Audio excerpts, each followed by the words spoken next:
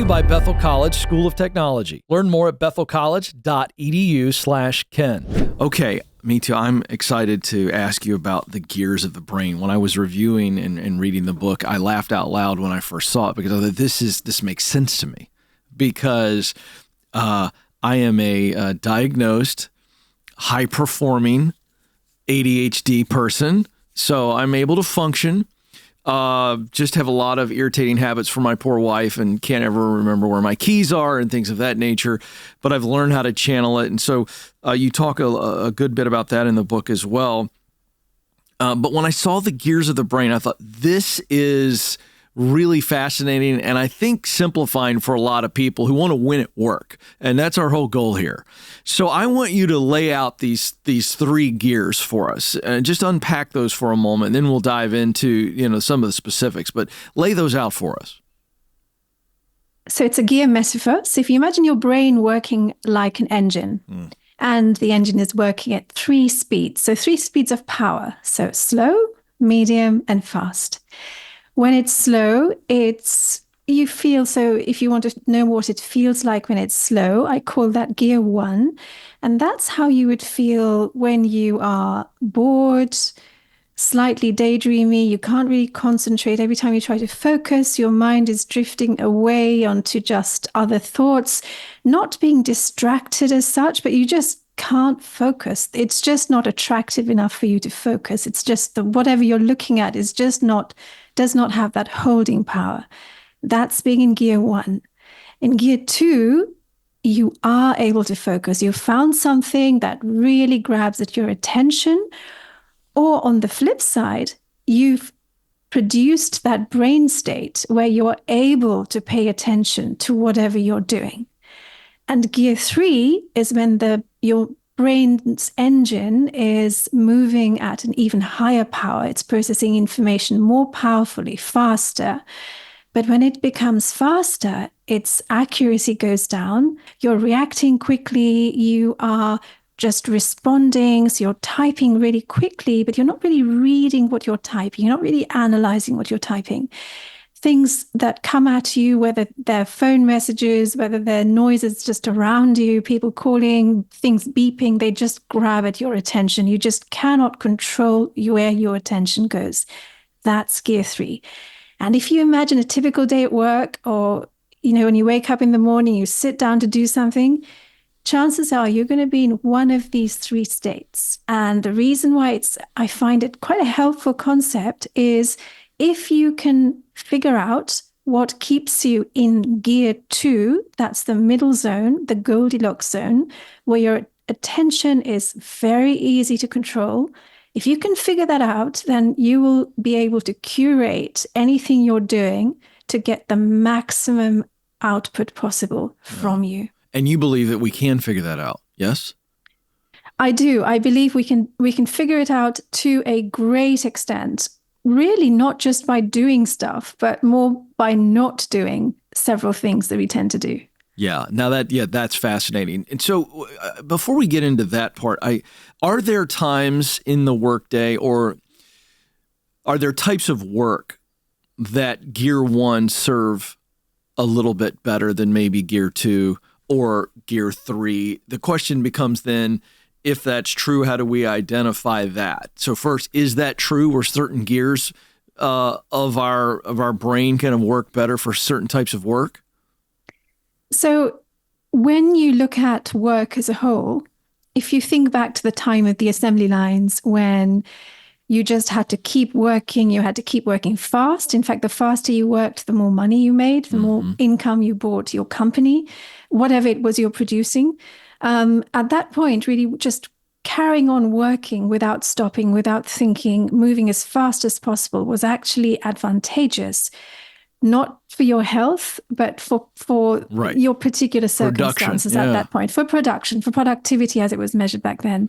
And so that would have inspired, and that did inspire, the huge burst of coffee consumption, the whole trend of, carrying on working as fast as you can, the long hours. That is really very much a gear 3 state. You could argue that that kind of work would have been served well by being in that gear.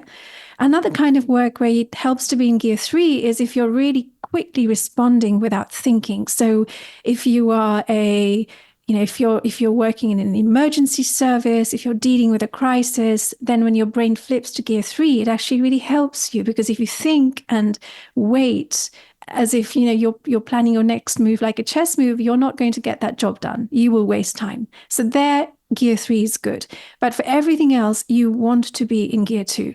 Okay, good. So how do we then figure out our gear personality? You write about this extensively, and I think this has got to be the awareness piece that allows us to then be able to shift, if you will, using the gear metaphor. So how do we figure out our I don't know if it's our innate wiring.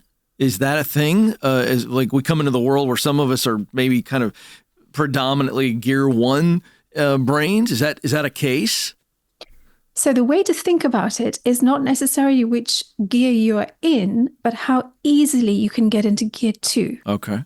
So for some of us, if you imagine the gear as a proper gearbox, which you have to kind of shift to move, for a portion of us, that gear is quite stiff. So you need things to be really stimulating. You need your kind of overall average level of challenge, uncertainty, stimulation, information transfer to need you to really push up the gear. Because if you think about it, the 3 powers of the engine, these 3 gears, what are they doing? They're making your brain process information faster and more powerfully. So your brain will only ratchet up to gear 2 if it deems whatever you're doing worth doing. So it has to seem interesting. But there comes the difference. What is interesting to some, what is stimulating to some, is extremely stimulating to other people. So for some people, the smallest level of uncertainty or the smallest amount of competition or anxiety or just general uncertainty is going to shift you slightly from gear 1 up to gear 2. But for other people, the slightest uncertainty can shift you all the way from gear 1 to gear 3. So you become overwired, overvigilant. So different people will respond to situations in different ways. So you could ask yourself, okay, what kind of job, what kind of environment am I really comfortable with? Am I comfortable with uncertainty? Do I find myself staying really calm when people around me are just shaking? Or can I, walk into another office, walk into, some workplace, do something that really bores me, that my attention just drifts and I start falling asleep, but it seems to hold everyone else's concentration really well. I need a different kind of place to work. I need a different kind of environment to really, really capture my attention and thrive. Yeah. Well, I use a methodology here in all my work. We have an assessment that measures work you're good at, work you enjoy, and work that creates results that matter to you. And after coaching 10,000 people live on the air, I've figured that is the 3 pieces that we need to really thrive in work. We got to be good at it. We've got to enjoy the task or the role, and it's got to create a result that matters. So this is really fun to hear this, because I would simply say that if we've achieved that, then it would feel as though we're going to be able to be in gear 2 most of the time. Is that true or false? You can correct me. I don't mind.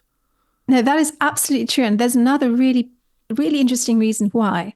So if you think about, we use the word motivation quite a lot. There are 2 ways. If you imagine your brain like a truck, you're either pushing the pedal from the inside or you're towing the truck from the outside, right? So in most jobs, we unfortunately end up having our trucks towed from the outside. So we do it because we have to often. We do it for the financial incentive, and we kind of tick boxes. We do things we're supposed to do. Now, in this climate where work is changing, life is changing, AI is changing, lots of things, it's much more effective to, instead of getting your truck towed from the outside, to push the pedal from the inside. So your brain has to want to do it. And there's some really exciting research that's come out pretty recently about what is there in work that can make you feel like this, that can really make you push your pedal from the inside. And there's a concept called the learning progress mechanism, which links into all the three things that you've just mentioned. The mechanism is basically as follows. We're always looking for ways to improve, whether we are aware of it or not. And so in any situation, in any circumstance, we're trying to reduce uncertainty by grinding information, by processing information.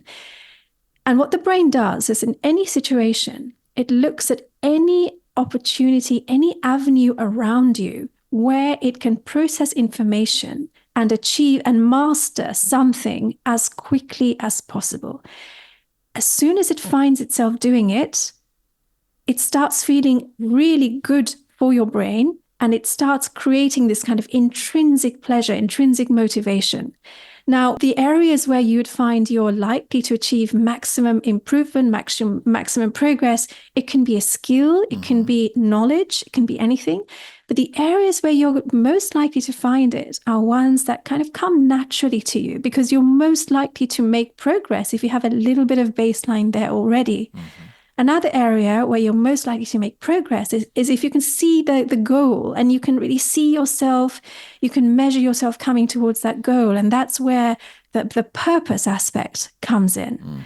So all the three things actually link into this. So if you can find the recipe to put yourself in a situation where you make rapid improvement, rapid mastery with a skill, with some information, with whatever project or task you're doing, and link those three things together, that in itself puts you in gear 2. Yeah, absolutely. And now the brain is performing at its highest. That's what the research shows. That's what you've learned. That's at that gear 2. That's where we're at our greatest functioning of power, which means efficiency. And that's the whole thing, hyper efficiency.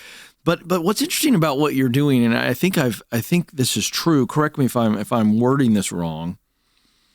While you're writing about hyper efficiency, you're not writing about being busier and being, more overload. It's just allowing the brain to actually work as the supercomputer that it is. And yet here we are in a day and age where burnout data is off the charts, stress at work off the charts.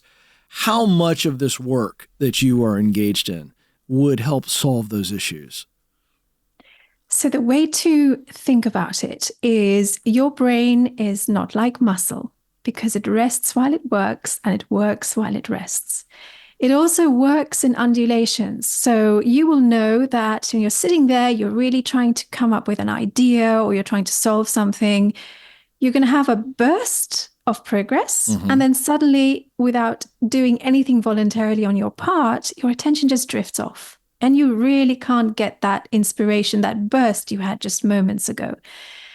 And looking at the bigger picture, your brain's performance, when you're thinking about mental performance, mental work, or just general knowledge work, you will work, because of the nature of your brain, in waves. Okay, you will have peaks and then you'll have lows.